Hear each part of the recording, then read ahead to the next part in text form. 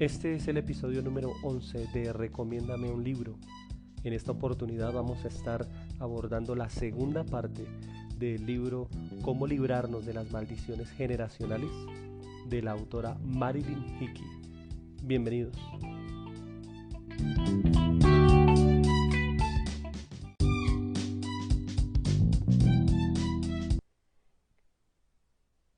La semana pasada estuvimos abordando el libro Cómo librarnos de las maldiciones generacionales y pues fue un tiempo bien especial. Varias personas se han comunicado por redes sociales, han dejado sus comentarios en YouTube, en Facebook y pues ha sido muy gratificante escuchar que ha sido de bendición este contenido y pues es la idea desde el comienzo, ¿no? Ayudarles a cada uno de ustedes a crecer, a elegir buenos libros que les ayuden a superar las cosas que están viviendo en sus vidas y que les han traído problemas, que les han traído algún tipo de inconvenientes, como por ejemplo este tema que estamos viviendo hoy y es las maldiciones generacionales.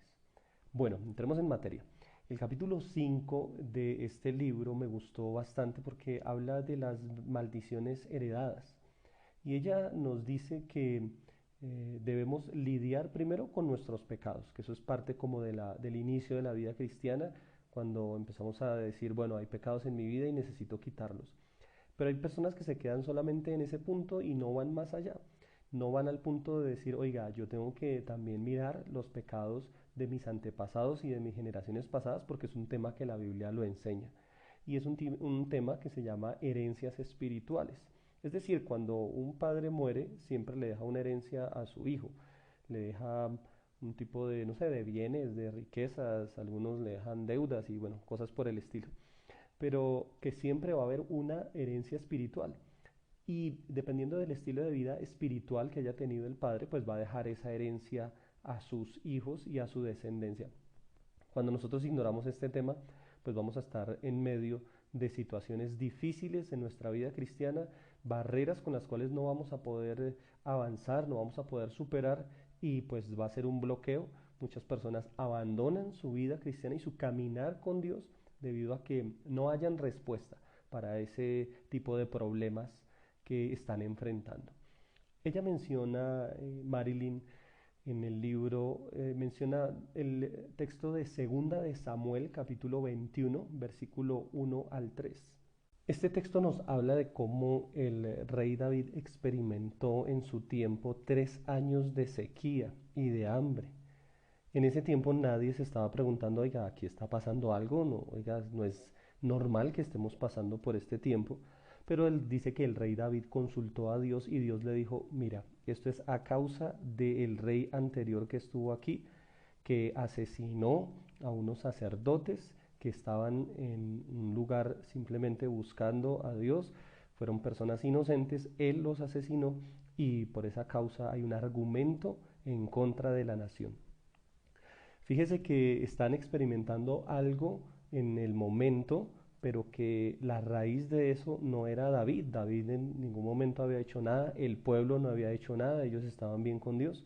La raíz era que alguien anteriormente había hecho algo, eso se llama una herencia espiritual. David estaba experimentando las consecuencias de un pecado del monarca anterior que era Saúl. Dios le habló y le dijo, tienes que arreglar eso, tiene que haber arrepentimiento, tiene que haber un cambio. Y lo que él hizo simplemente fue ir al pueblo que había sido afectado por el rey Saúl, decirles, necesitamos arreglar este pecado. Ellos dieron sus exigencias y era que las personas que estuvieran vivas de la casa del rey Saúl tenían que morir. David obedientemente lo hace y pues la maldición es quitada. Marilyn Hickey nos dice en el libro que las maldiciones generacionales tienen que abordarse de frente y tienen que abordarse es con arrepentimiento. Tiene que haber un genuino arrepentimiento. Otro texto que menciona Marilyn en este capítulo es Mateo capítulo 12, versículo 29, los versículos también 43 al 45 para que los puedas consultar, donde habla de cuando una persona es libre, dice que Si la persona no continúa en un proceso de crecimiento, vendrán 7 espíritus peores. Y ella menciona algo que me pareció muy, muy interesante y es el hecho de que por qué vienen 7, ¿no? Porque no viene uno, porque no vienen dos. Ella dice que es porque son espíritus familiares. Este concepto yo no lo había pues escuchado antes, me pareció muy, muy novedoso respecto al tema que estamos tratando porque espíritus familiares son espíritus que se especializan en una familia, o sea, se especializan en una familia en particular, dado que los demonios conocen cuáles son las debilidades de esta familia física, mental y espiritualmente y hasta emocionalmente, vienen a atacar y tientan a cada uno de sus miembros en esas esferas de debilidad hasta hacerlos caer. Y es interesante cómo nosotros muchas veces experimentamos este tipo de ataques a nivel familiar y pues no entendemos que hay una serie de demonios que quieren ingresar en nuestra familia y que ya pues quieren hacer parte de nuestra familia. El capítulo 6 me llamó la atención de una manera extraordinaria. Este capítulo sí me dejó muy, muy sorprendido, porque ya habla de la maldición de los Herodes, se llama así el capítulo, y ella trata como los reyes de la antigüedad, que usted los ve desde que nace Jesús, los ve en el final de la vida de Jesús, los ve en el libro de Hechos al comienzo y al final, ¿sí?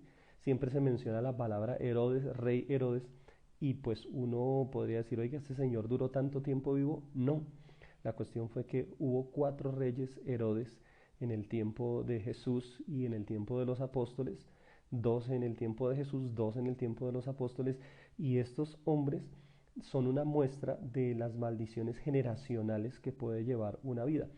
Mateo capítulo 2, versículo del 1 al 3 habla del primer Herodes, que es Herodes el Grande. Este Herodes era un hombre que no era judío, era idumeo, es decir, era edomita, descendiente de Esaú, el cual tiene una característica y es que era hermano de Jacob, pero que odiaba las cosas de Dios. Él terminó odiando las cosas de Dios. Esto está en Génesis capítulo 25, versículo 34. Y en este texto de Mateo vemos cómo Dios envía unos magos, unas personas para darle testimonio a Herodes de que vendría el rey, que vendría Jesús, y dice vendrá una estrella, hay una estrella que estamos siguiendo nosotros, Dios va a enviar a su hijo, y la reacción que Herodes tiene frente a esta revelación es que pues asesinó a todos los niños menores de ese tiempo debido a que sus celos y su inestabilidad lo llevó a esto. Dios aquí está buscando a Herodes, le está enviando una persona a testificarle, a tratar de romper esa maldición generacional y lo que él hizo fue rechazar sencillamente la luz que Dios le estaba dando. En segundo lugar, hay otro Herodes y es Herodes Antipas, que está en Marcos capítulo 6, versículo 20, aparece allí. Y dice que él oía de buena gana a Juan el Bautista. Ya han pasado muchos años, el anterior rey ya quedó atrás y este hijo del anterior Herodes le gustaba escuchar a Juan el Bautista. Ahora, Juan el Bautista con su estilo agresivo y fuerte, al ver a Herodes lo que le dice es, oye, tú tienes la mujer de tu hermano, estás en adulterio y estás en inmoralidad sexual. Obviamente esto no le gustó a la esposa que él tenía en ese tiempo, que se llamaba Herodías, y bueno, lo que Juan sigue haciendo es denunciando el pecado de él, pero Dios sigue buscando a esta familia. Fíjese que sigue buscando la forma de entrar el Señor a esta familia por medio de la predicación de Juan el Bautista. ¿Cómo termina esta historia? Termina finalmente en que la hija de Herodías le hace una danza a Herodes y este le dice, ¿qué quieres que te dé? Te voy a dar cualquier cosa. Y esta niña le pregunta a su mamá y la mamá le dice, pídele la cabeza de Juan el Bautista en una bandeja. Herodes no tuvo otra cosa que hacer que cumplir su promesa ante esta niña y asesina a Juan el Bautista. Nuevamente Dios intentaba romper la maldición de odio, de violencia que había en la vida de Herodes y de su padre, pero pues nuevamente ellos rechazan a Dios abiertamente. Finalmente en Lucas capítulo 23 versículos 6 al 12, Jesús, que estando ya en la parte del juicio final, es llevado ante Herodes Antipas, y este dice que se alegró al verlo porque deseaba que le hiciera algún tipo de señal, le hizo preguntas, y lo único que consiguió este hombre de parte de Jesús, del Hijo de Dios, fue silencio absoluto. No le dijo absolutamente nada, no le habló, no le pronunció palabra. Y pues lo que vemos aquí es que Dios ya estaba en un punto en el que decía, bueno, ¿qué hago con esta familia? Era una familia que él había intentado en la generación anterior ingresar a esta familia. Siempre Dios enviaba a alguien a darles testimonio y no había forma de que dejaran entrar a Dios. En tercer lugar está Herodes Agripa primero, que está en Hechos capítulo 12, versículo 1 al 5. Esta es la tercera generación de Herodes. Y este hombre, al estar en un puesto de mando, lo que hace es asesinar a Jacobo, el hermano de Juan, uno de los apóstoles. Y como vio que esto había sido bueno ante el pueblo, lo que hizo fue encarcelar a Pedro.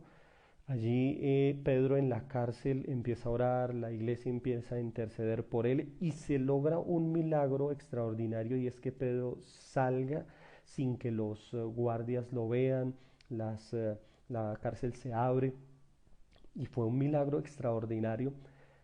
Y lo que yo estaba meditando en este punto es, bueno, los milagros ocurrieron para Pedro, ocurrieron para la iglesia, pero en realidad lo que la autora de este libro nos dice es que el milagro era un testimonio para Herodes, era un testimonio para que él creyera, era una señal que Dios le estaba enviando a este hombre para que él dejara ingresar a Dios en su vida. Es decir, Dios quería que este hombre se sorprendiera y dijera, wow, ¿cómo pudo salir este hombre de allí?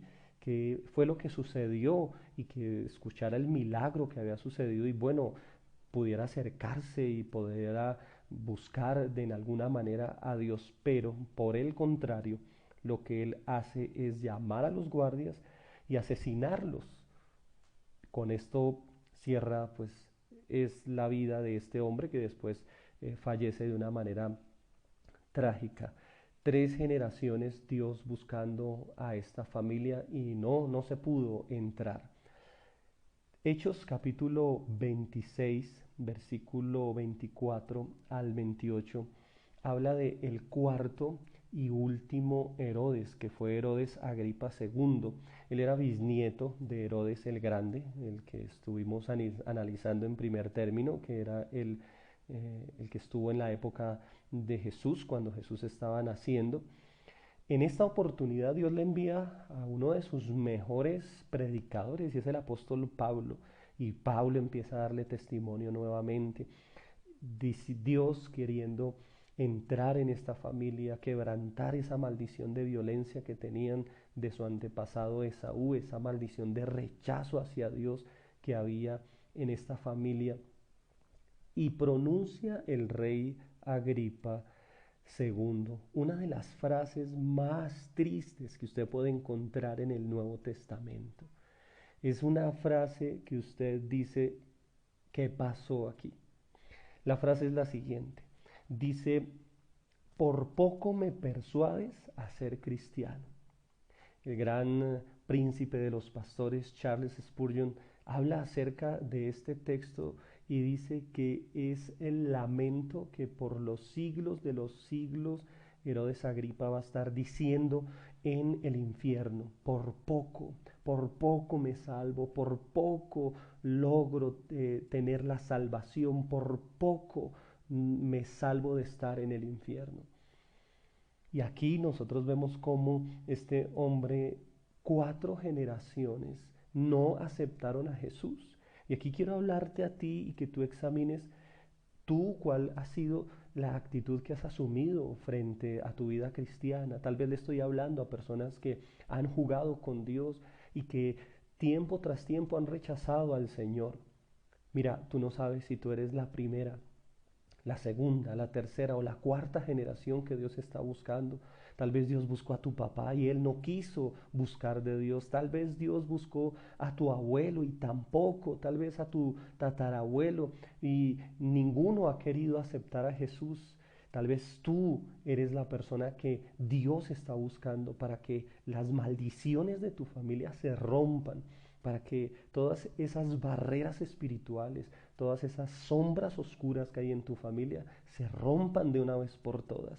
Esta historia nos lleva a nosotros a examinarnos y a decirnos, yo necesito tomar la decisión que tal vez otra persona en mi familia no ha tomado, y es volvernos a Dios y romper las maldiciones generacionales, las herencias espirituales que han estado por años en nuestra familia.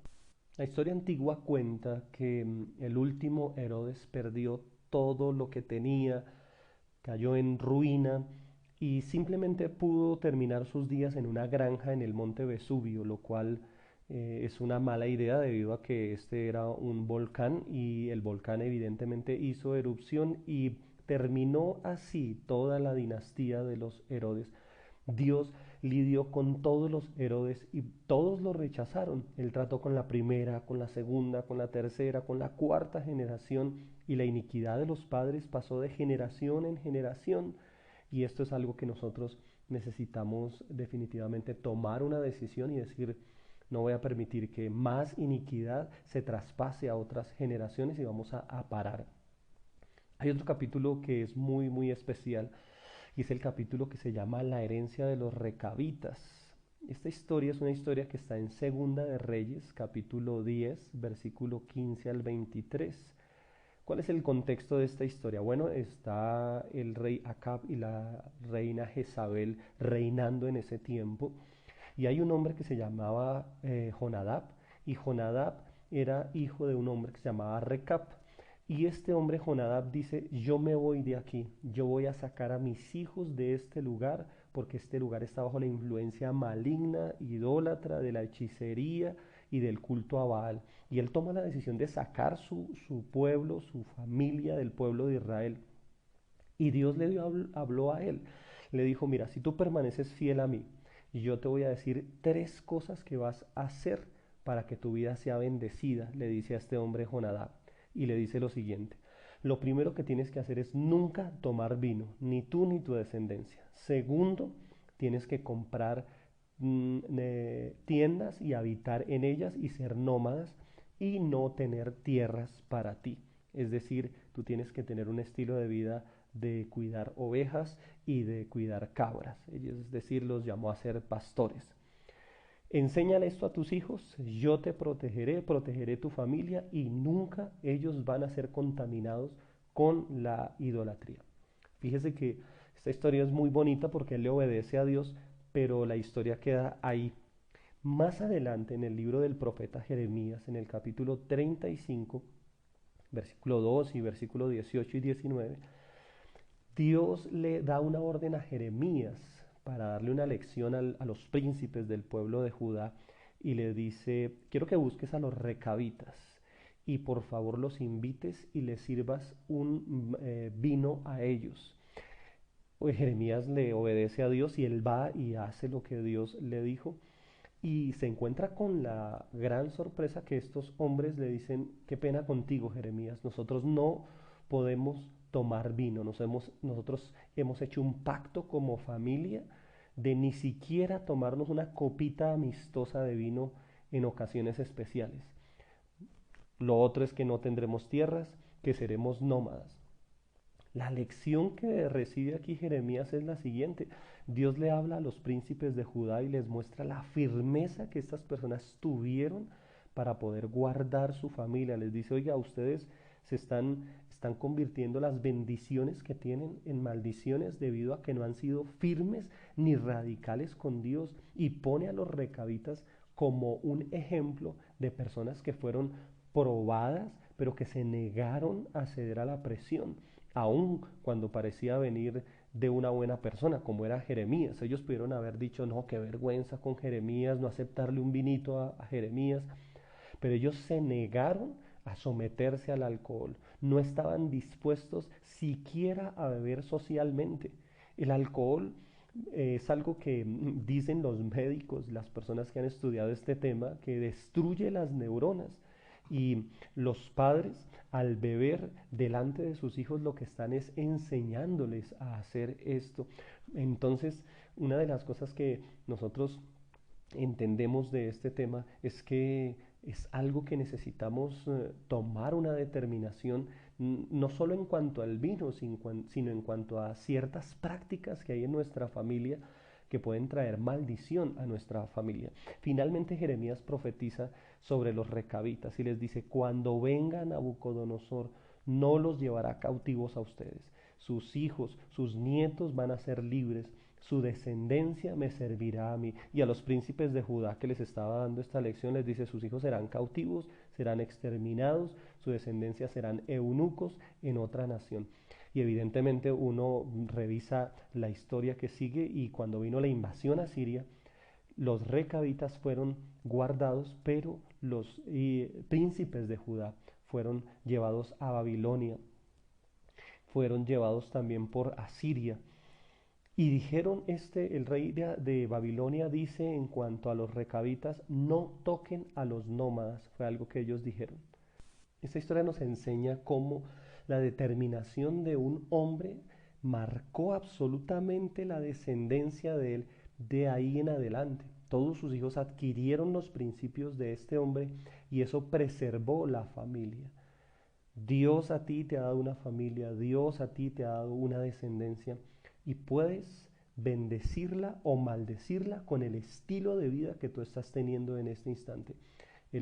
La determinación que tomó este hombre Jonadab fue la de ser consagrado a Dios, ser fiel a Dios. Y pone un pecado, que es el pecado del alcoholismo, lo pone ahí sobre la mesa, y esa fue como la determinación que ellos tomaron. Pero tal vez le estoy hablando a familias que tienen que tomar la determinación de dejar la violencia, de dejar el odio, de dejar el resentimiento, que necesitan dejar de mencionar la palabra divorcio en medio de sus discusiones, que necesitan arreglar las cosas que están mal al interior de la familia, que necesitan tomar la determinación de dejar de robar, que necesitan tomar la determinación de dejar de adorar ídolos, que necesitan tomar la determinación de dejar de rechazar a Dios. Y es lo que Dios quiere enseñarnos a través de este libro. Bueno, vamos llegando ya al final de este capítulo. Les prometí que íbamos a hablar acerca de cómo ser libres. Pues esto es lo que vamos a tratar a continuación. ¿Cómo se hace para ser libre de una maldición generacional? Bueno, hay algunos pasos que quiero darles a ustedes para que podamos entrar y a tener un tiempo en el cual podamos recibir esta libertad de parte de Dios. Me gustaría que al finalizar este podcast usted pudiera tener un tiempo de intimidad con Dios y pudiera hacer cada uno de estos pasos. Y no solamente hacerlo una vez, sino que usted constantemente siga buscando de Dios, siga aplicando estos pasos y pueda encontrar libertad en todas las áreas. Alguien me preguntaba hasta cuándo debo orar y hasta cuándo debo interceder respecto a estos temas. La respuesta es hasta que usted vea cambios, hasta que usted vea respuestas, hasta que la ruina se vaya, hasta que la inmoralidad se vaya, hasta que su familiar llegue a los pies de Dios, hasta que usted encuentre libertad en todas las áreas de su vida, en su área sentimental, en su matrimonio, en la vida de sus hijos. Pero es algo que debemos hacer hasta encontrar libertad y hasta encontrar la respuesta de parte de Dios. ¿Cómo ser libre de las maldiciones generacionales? Primero que todo, debe haber un tiempo de confesión de pecados. El pecado fue el inicio de la maldición generacional y usted necesita tener un tiempo de confesión de pecados. Usted ya lo ha hecho por los suyos propios, espero, porque ese es el comienzo. Lo segundo que usted debe hacer es eso, es empezar a hacer la confesión por los pecados de sus antepasados. El Salmo 32 dice que mientras callé se envejecieron mis huesos en mi gemir todo el día, dijo David. Y es que cuando uno confiesa, uno hace un detalle exhaustivo de las cosas malas que hizo. El pastor César Castellanos nos ha dicho que una confesión debe ser detallada, debe ser exhaustiva, debe tener el más alto nivel de detalle. Es como una persona que le ha fallado a su esposa, la esposa le va a preguntar qué pasó, con quién me fuiste infiel, cuándo, cuántas veces, en qué lugares. Y eso es precisamente lo que Dios pide de nosotros, una confesión de pecados exhaustiva, que podamos estar haciendo una confesión en qué términos, en términos plurales, en términos de nosotros como familia hemos fallado. Me gustaría que usted empezara diciéndole a Dios el nombre de su familia, es decir, su familia Rodríguez, Pérez, Sarmiento. Usted puede empezar diciendo nosotros hemos fallado y en términos de plural. ¿Dónde están estas oraciones en la Biblia? Le voy a mencionar dos básicamente. Una es Daniel capítulo 9 y Nehemías capítulo 1. Y en estos dos capítulos hay unos modelos de cómo nosotros podemos orar cuando estamos intercediendo por nuestra familia, por nuestros antepasados. Por ejemplo, en Daniel capítulo 9, en 9 ocasiones se menciona la palabra hemos. En el capítulo 9, allí en el versículo 1, él habla de cómo ellos se encontraban en medio de la cautividad y Daniel dice, estamos mal con Dios, y él dice, necesitamos frenar esta cautividad, y comienza a hacer una oración de arrepentimiento que se convierte en un modelo para nosotros.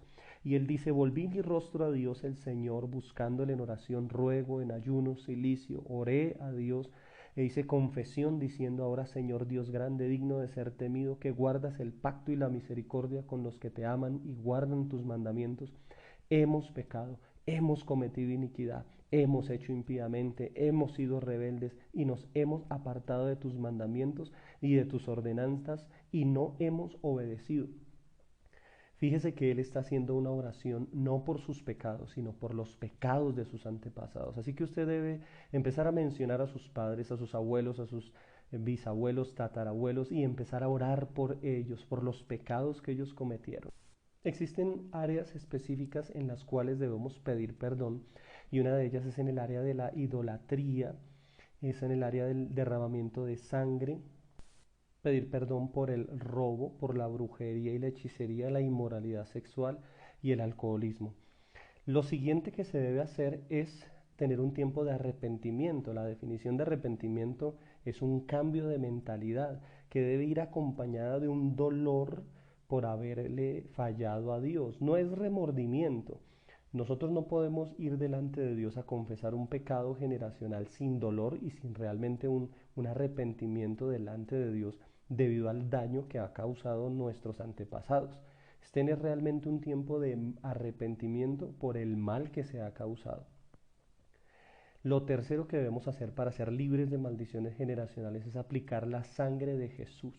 Y para esto es súper importante que apliquemos la enseñanza que nos ha dado el pastor César Castellanos en su libro Victoria por la Sangre, donde menciona los 7 derramamientos de sangre que tuvo nuestro Señor Jesús, en los cuales Él derramó sangre estando en el Getsemaní. Esta sangre nos libera de la infidelidad, de la traición. Él derramó sangre en su rostro, cuando le arrancaron su barba, cuando lo golpearon los soldados romanos, cuando le golpearon con una vara en su nariz. Esta sangre nos libera y nos sana de todo lo que es una baja estima, una imagen impropia, incorrecta de nuestras vidas, de nuestro hogar, de nuestra familia, y nos lleva a tener una imagen correcta de nosotros mismos y de nuestra generación venidera. Otro derramamiento de sangre fue cuando Jesús derramó sangre de su cabeza a causa de la corona de espinas, que nos libera de todo lo que es la ruina y la escasez. La siguiente forma en la cual Jesús derrama sangre es de su espalda, debido al látigo romano, y allí Dios estaba llevando nuestras enfermedades, todas las maldiciones de enfermedad que puedan tocar nuestras vidas, fueron sanadas y anuladas por medio de esa sangre. Luego La sangre que Jesús derramó de sus manos redime nuestra productividad, nos hace personas productivas. Luego la sangre que derramó Jesús de sus pies redime nuestro andar, nuestro caminar. Está destinado a redimir todo lo que es el propósito de Dios en nuestras vidas. Y finalmente, la sangre que brotó del costado de Jesús a causa de la lanza sana nuestro carácter, sana todo lo que es nuestro corazón. Y usted tiene que aplicar la sangre de Jesús a cada uno de esos pecados que cometieron sus antepasados. Lo siguiente, en cuarto término, es anular el acta de decretos. Colosenses capítulo 2, versículo 14 al 15, menciona algo que es un acta de decretos que el enemigo levanta contra nuestras familias para maldecirlas. Es decir, cuando hay un familiar que comete un pecado, se levanta un acta espiritual donde el enemigo está diciendo: a mí me pertenece esta familia porque ellos han sido inmorales, porque ellos han sido borrachos, porque ellos han robado, porque ellos han derramado sangre inocente. Yo tengo el derecho de maldecir con enfermedad, con divorcio esta familia, con abortos, y él presenta un derecho legal. El mundo espiritual se mueve por términos legales, es decir, cuando una persona peca le da el derecho al enemigo de maldecir y maltratar toda su descendencia. Quinto, renunciar a toda herencia espiritual. Usted tiene que declarar que usted no va a recibir la herencia espiritual de sus antepasados. La que ahorita usted está viviendo, lo que ahorita usted ha recibido en este instante, usted necesita declarar ante el mundo espiritual, delante de Dios, que usted va a renunciar a esa maldición espiritual, a esa herencia errada que ha estado en su familia. En sexto lugar, reclamar la bendición de Dios para su familia. Fíjese que la maldición empezó con Adán y Eva, pero allí en Génesis capítulo 12 empieza a partir de Abraham la bendición de Dios para nuestras vidas. Y Abraham, ¿cómo se apropió de la bendición? Por medio de la fe. En el mundo espiritual, a través de la sangre de Jesús, podemos apropiarnos de todas las bendiciones que Dios tiene para cada uno de nosotros. Cuando una maldición quiera venir contra ti, el enemigo va a querer volver a tomar parte de tu vida. Tú simplemente vas a apropiarte de las bendiciones que Dios tiene para tu vida. Hay un profeta en la antigüedad que se llamaba Balaam, y él quiso en una oportunidad maldecir a Israel y no pudo hacerlo porque él mismo daba la explicación: yo no puedo maldecir aquello que Dios ha bendecido. Y eso es lo que usted debe enfocarse después, y es en adquirir la bendición de Dios, poseer, conquistar la bendición de Dios para su vida.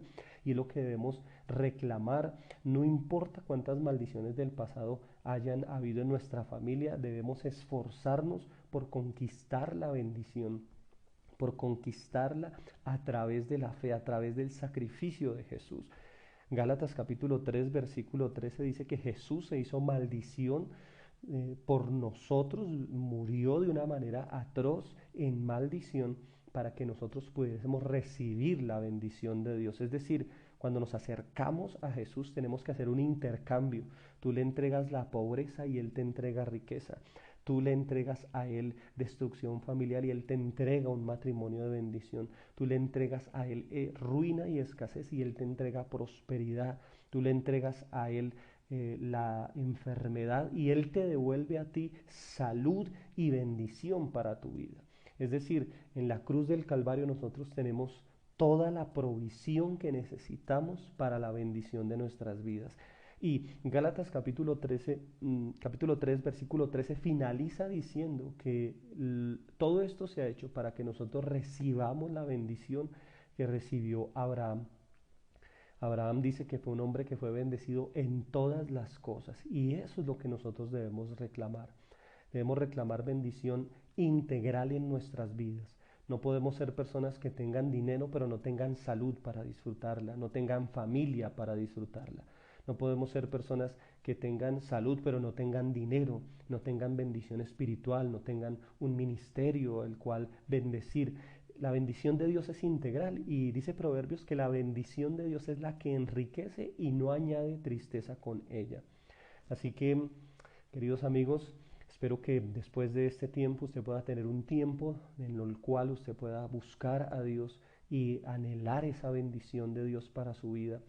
Siga buscando de Dios, siga buscando esa bendición y ese propósito que Dios tiene para su vida. Bueno, esto ha sido todo por el día de hoy. Espero que les haya servido escuchar este episodio y sé que Dios va a continuar obrando en su vida de aquí en adelante. Déjeme sus comentarios, por favor, aquí en el video y en el canal de YouTube y voy a estar enviándoles unas oraciones específicas que ustedes deben hacer para traer libertad a sus vidas, para que ustedes puedan repetirlas, puedan hacerla con sus familias. Le motivo a que reúna a su grupo familiar, le comparta este tema, que puedan como familia romper todo tipo de historia maligna, incorrecta que han estado viviendo durante tanto tiempo.